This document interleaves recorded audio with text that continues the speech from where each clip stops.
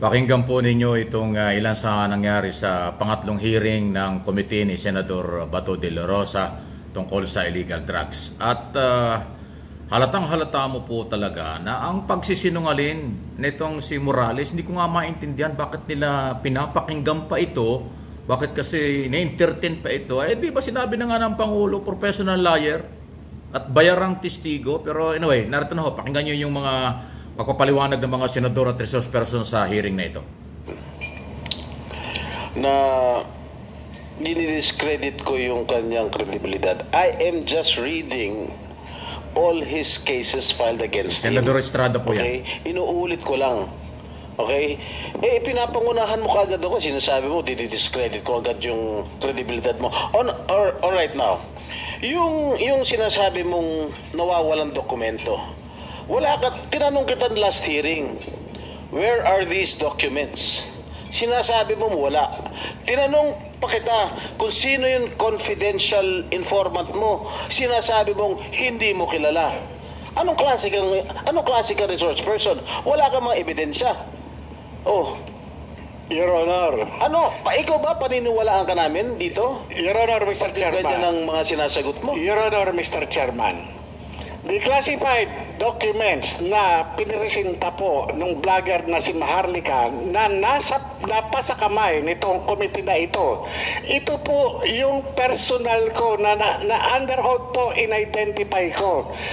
Itong mga dokumento na ipinakita noon ni Senator Bato de la Rosa, ito po yung nagtataglay ng aking pangalan at pirma. At doon din po sa dokumento na yon ay in-identify ng PIDEA na sasakyan ng PIDEA, na mga kawani ng PIDEA yung mga nandun at si Agent Morales.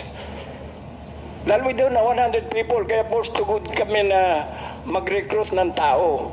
Ang masakit noon, nakalustot daw siya. Ang sinisisi niya, mahina ang PIDEA.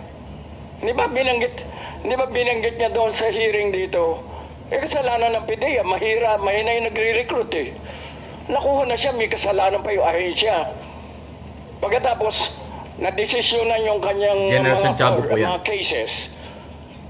Anong nangyari doon? Nag-appeal sa Court of Appeals. Nag-appeal sa Supreme Court. Sinasabi niya, mali. Fraudulent enlistment niya sa armed forces eh. Hahabulin ka talaga kung nag-misrepresent ka.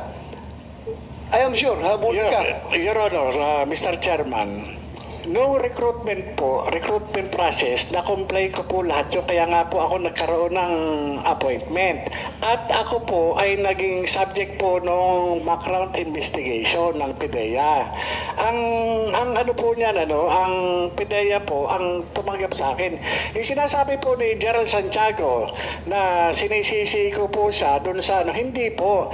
Ako po, personal. Anyway, hindi lang. Anyway, ko lang.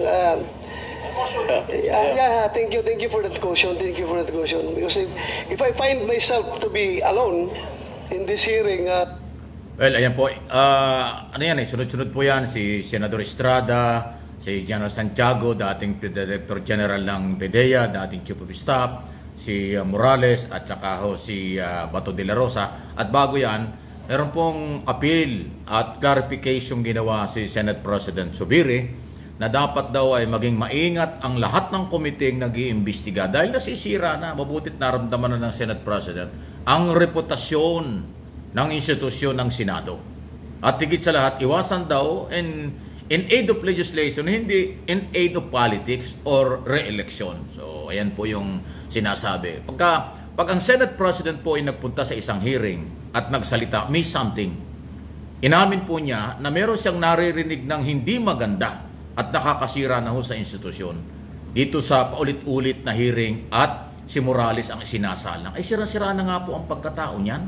Bakit ba inyong pinapaniwalaan pa ito?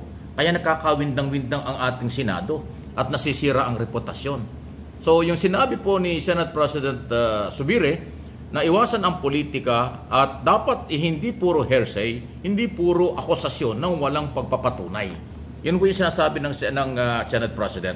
Pakinggan nyo itong paliwanag naman ni De La Rosa matapos magsalita ang Senate President. Find myself to be alone in this hearing at I will not get the support of my colleagues, then siguro surrender ako dito sa hearing nito. If I don't get the support of my colleagues, hinto na ako dito sa aking ginagawa.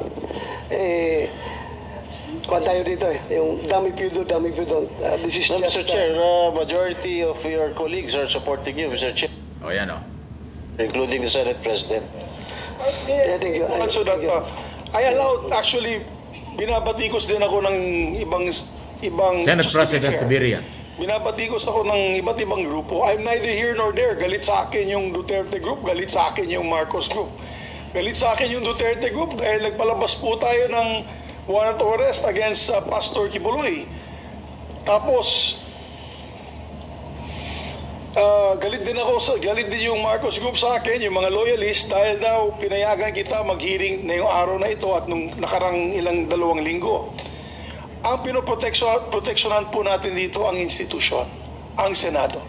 Because the Senate believes in the committee system. So, never ni Senator Bato sa akin na itigil yung committee. You've never gotten a call from me. Never did I tell you to stop the hearings. I just told you to be cautious. Make sure that it is evidence-based. That's the reminder I give not only for this committee, but for the other committees. Because very soon we'll also be discussing the gentleman's agreement case against China. I will also air the same caution to the committee members there na mag-ingat po tayo dahil reputational damage ay pwede mangyari kung haka-haka lamang po ang gagamitin natin. Yung protectionan ko po dito ang Senado. Kaya yan lang po ang aking caution for all parties involved.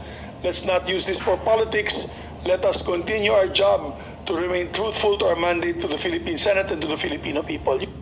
So ayan po, ang Senate President. Well, talagang nagkakawindang-windang ang ating Senado. Alam niyo kung merong resource person na kapani-paniwala at hindi ho sirang-sira ang pagkatao o reputasyon, pwede pa hong ipagpatuloy. Ako sa aking sariling opinion dito po sa aking mga channel, Mike Abe Opinions at MA Pinoy TV, dapat itigil mo na yan Bato, Senador De La Rosa. Yung mensaheng yan ng Senate President, dapat maramdaman mo na yan. Hindi lang totally masabing itigil mo na ito, nasisira tayo. Pero yung pagpapalaala na hindi pwedeng puro hearsay lang, kwento lang, walang dokumento, walang pagpapatunay, huwag na kasi nakakasira. Ngayon, sabi ni Senador kung kailangan itigil, di itigil, na susuko daw siya. Palagay ko, Senador De La Rosa, kung gusto mong huwag masira ang institusyon, yung pagkatao mo at ang buong Senado sa taong bayan, itigil mo na talaga yan. Huwag mo patulan niya. Sinabi na nga ng Pangulong, professional, liar yan hulugang testigo Kita mo ano sinabi ni General Dionisio Santiago na siyang nag-recruit pa sa kanya kaya napunta ng PDEA. Parang walang utang na loob. Ni-recruit niya, tinira pa ni Morales yung PDEA. Di ba? Yan yung mga taong walang kakwenta-kwentang testigo. Kaya dapat talaga itigil mo na yan. Senador, kawawa ang taong bayan, sayang ang pera sa hearing, sayang ang panahon, ang daming dapat pag-usapan sa Senado. So kayo, may kanya-kanya tayong interpretation at pananaw. Ako, para sa akin, bilang Pilipino, dapat itigil na yan. Kung wala rin bagong ebidensya at resource person. Kung lagi na lang si Morales, sinisira lang yan ang ating gobyerno.